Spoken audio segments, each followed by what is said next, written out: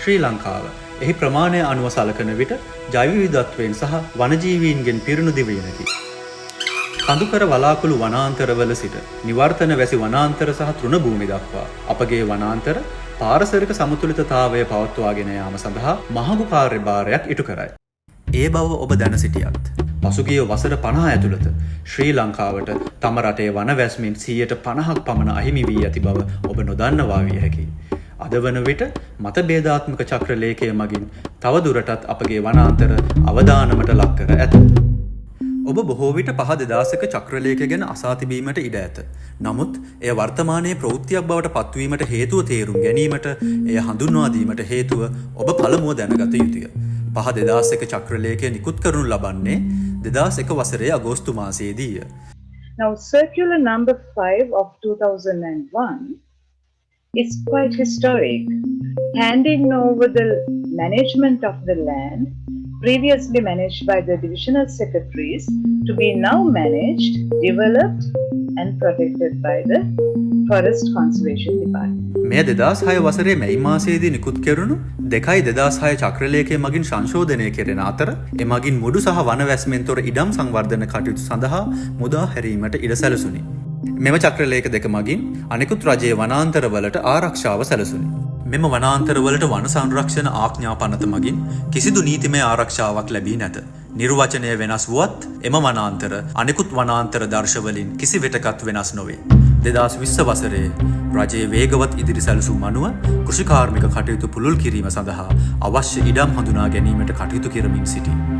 ඒ සඳහා බාධාවක් ලෙස හුවා දක්වමින් 5/2001 සහ ඊට පසු නිකුත් වූ චක්‍රලේඛ අවලංගු කිරීමට වනජීවී සහ වන සම්පත් සංරක්ෂණ අමාත්‍යාංශය මගින් කටයුතු කෙරෙන බව ප්‍රකාශ විය. ඒ සඳහා MWFC 1/2020 අංක දරන නව චක්‍රලේඛය නිකුත් කෙරිණි. When the 2020 circular came, transferring all this land from the Forest Department back to the divisional secretaries, it was quite surprising because I think the 2001 and the 2006 circulars are adequate for developing unforested lands. මෙම මතභේදාත්මක තීරණය මගින් අනිකුත් රජයේ වනාන්තර හෙක්ටයාර ලක්ෂ 3ක් කොළඹ මෙන් 100 ගුණයක ඉඩම් ප්‍රමාණයක් කෘෂිකාර්මික සංවර්ධන කටයුතු සඳහා යොදා ගැනීමට අපේක්ෂා කෙරේ. Look at new circular is premature. I think it was not timed, not properly drafted. When decisions are made at a decentralized level, particularly in Sri Lanka, and experience has shown that it is subject to quite a lot of political pressure. In a situation like that, issues such as ecosystems and ecosystem services may be neglected while making decisions to hand out land for development. මෙම තීරණය සාධාරණීකරණය කරමින් cabinet මාධ්‍ය ප්‍රකාශක සඳහන් කරන්නේ හේන් වගාවල නිරත වන ගොවීන්ට මෙම චක්‍රලේඛය මගින් බලපෑම එල්ල විය හැකි බවයි. If the government's objective is to increase agricultural productivity, they should first look at the level of productivity of existing agricultural land. Sri Lanka's productivity per unit area of existing agricultural land is very low. අනෙකුත් රජයේ වනාන්තර අවිධිමත් භූමි පරිහරණයන්ට ගොදුරු වීමේ වැඩි අවදානමක් පැවතීමත් සමග අපට අපගේ වන වැස්මෙන් 15% පමණ අහිමි වී යාමට ඉඩ තිබේ.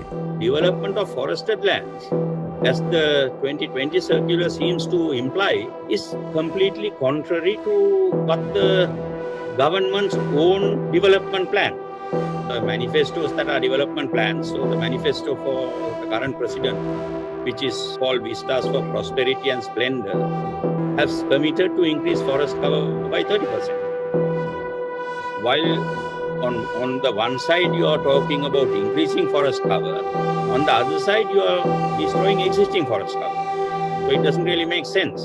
අනෙකුත් රජයේ වනාන්තර නිසිලස කළමනාකරණය නොකළහොත් තීරණාත්මක ජලපෝෂක ප්‍රදේශ වශයෙන් ක්‍රියා කරන කඳුකර වනාන්තර වලින් 30%කට බලපෑම් ඇති විය හැකි බවට ගණන් බලා තිබේ. Ecosystems provide services that are needed by humans for development. Water availability and water quality, recharge of the aquifers and soil fertility are a few such ecosystem services that these forested ecosystems will be providing. Forests are destroyed and the development that is resulting from such destruction of forests will not be sustainable due to the lack of reduction of water, which is the lifeline for any type of development, agricultural or otherwise. මෙවැනි වනාන්තර පමණක් වාසභූමි කරගත් ආවේනික සහ තර්ජනයට ලක් වූ ජීව විශේෂ වඳ වී යාමේ දොරටුව ලෙසට තල්ලු වීමට මෙම වන විනාශය හේතු විය හැකිය. Connectivity of ecosystems is essential for the survival of wildlife, mainly to ensure genetic diversity. Fragmentation will ensure the loss of genetic diversity because there will be inbreeding taking place, which in the long term will result in reducing Sri Lanka's biodiversity. There is a myth that elephants can be confined to protected areas. And elephants are going to break their fences and come out as they have been doing for the last 60 years, because we've been trying this for 60 years and the conflict should be reducing by now. It is increasing every year. That shows that trying to confine elephants to these wildlife department forests are not working. නමුත් සියල්ල අසුභපුවත් නොවේ. නවචක්‍රලේකයේ සංවර්ධනය සඳහා නුසුදුසු පාරිසරික සංවේදී ඉඩම් පිළිබඳව සඳහන් වේ. I'm happy to see the word land sensitivity. What is important is using that window of opportunity. But then comes the question, how do we identify which parcels of lands are sensitive? I think that is the healthy dialogue that we need today if we are to talk about both conservation and development. Hope for me is one day to see at each divisional secretariat level a map, a land use map that indicates what are the environmentally sensitive areas, so that that land is never touched and it is set aside for our own benefit and for our continued development of the country. අපේ වනාන්තරවල ඉරණම කුමක්ද? There is interconnectivity between forests, diverse ecosystems, ecosystem services and development. One cannot endure without the other. අපට මහ පොළොව අයිති නැත. අපි ඒවායේ භාරකරුවන් පමණයි. එය සංරක්ෂණය කළ රැක බලා ගැනීම අපගේ වගකීමයි.